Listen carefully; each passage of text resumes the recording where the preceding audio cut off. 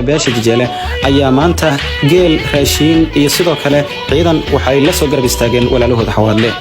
goobta ay beesha Jijele ku wareejinayeen raashinkaasi iyo deeqda geela ah waxa goobjoog ka ahaa qaar ka mid ah xildhibaanada dawladda federaalka Soomaaliya ku metela beesha Xawaadle oo ka mid yahay xildhibaan Maxamed Buraale Raaxeeye iyo sidoo kale xildhibaan Cabdiraxmaan Guray waxaan ahay beesha walaalihiina Jijele waxaan la jiifan weynaa oo meeshan u joogi weynay dhibkii halkan ka dhacay dadka walaalaha iyaga oo aan dhiig iyo dhaqan iyo dhacaanba wadaagno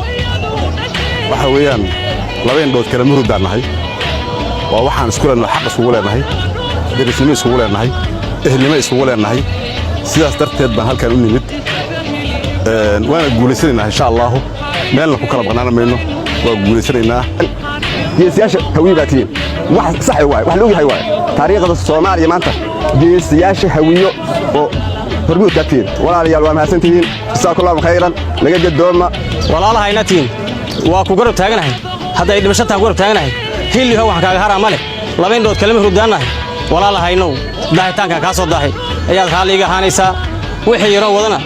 adigoo macnaha dhaliilaynin walaalkaya tahay koow ma joogi waa dambeeyaa inta hadda gacantayda ku jirto si farxad la iga gadoomi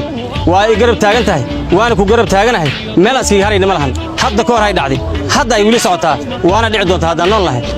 waa idiga gudoonnay walaalnimaan idiga gudoonnay ahalnimaan idiga gudoonnay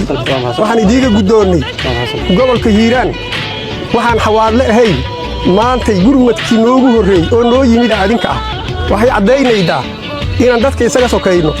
waxay cadeynaydaa meesha nooga tiileen meeshan anaga aad nooga tiileen inaad adukuna aad nooga tiileen intaas ay cadeynaydaa way idin soo dhaweynaynaa waa idin mahad celinaynaa ilaahay mahad leh idinkuna waa mahadsantihiin